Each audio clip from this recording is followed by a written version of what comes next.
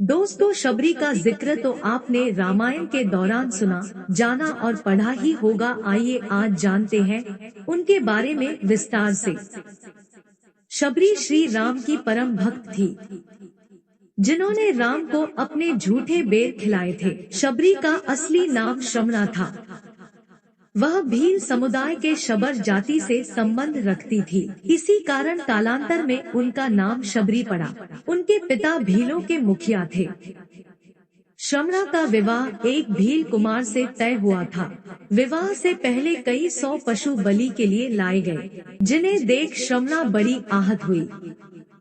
यह कैसी परंपरा, ना जाने कितने बेजुबान और निर्दोष जानवरों की हत्या की जाएगी। इस कारण शबरी विवाह से एक दिन पूर्व भाग गई और दंडकारण्य वन में पहुंच गई। दंडकारण्य में मातंग ऋषि तपस्या किया करते थे। शमना उनकी सेवा तो करना चाहती थी, पर वह भील जाति की होने के कारण उसे अवसर न मिलने का अंदेशा था।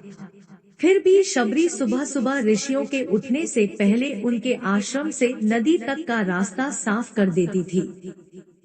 कांटे चुनकर रास्ते में साफ बालू बिछा देती थी। यह सब वे ऐसे करती थी कि किसी को इसका पता नहीं चलता था। एक दिन ऋषि मातंग को शबरी दिख गई और उनके सेवा से अति प्रसन्न हो गए और उन्होंने शबरी को अपने आश्रम में शरण दे दी।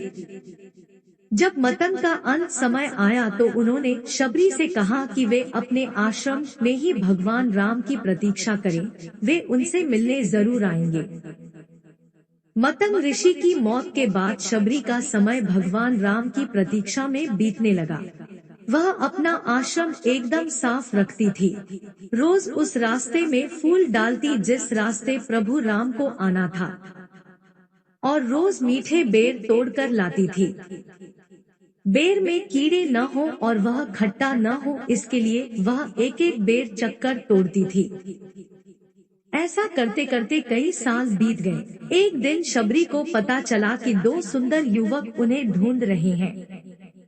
वे समझ गई कि उनके प्रभु राम आ गए हैं। उस समय तक वह वृद्ध हो चली थी, लेकिन राम के आने की खबर सुनते ही उसमें चुस्ती आ गई और वह भागती हुई अपने राम के पास पहुंची और उन्हें घर लेकर आई और उनके पांव धोकर बैठाया। अपने तोड़े हुए मीठे बेर राम को दिए। राम ने बड़े प्रेम से वे बेर खाए और लक्ष्मण को भी खाने को कहा। लक्ष्मण को झूठे बेर खाने में संकोच हो रहा था। राम का मन रखने के लिए उन्होंने बेर उठा तो लिए, लेकिन खाए नहीं। इसका परिणाम यह हुआ कि राम रावण युद्ध में जब शक्ति बाण का प्रयोग किया गया तो वे मूर्छित हो गए थे। तब इन्हीं बेर की बनी हुई संजीवनी बूटी उनके काम आई थी। यह है माता शबरी की पुण्य कथा। दोस्तों, हमारी कहानी कैसी लगी कमेंट करके जरूर बताएं और हमारे चैनल को सब्सक्राइब जरूर करें और लाइक भी करें।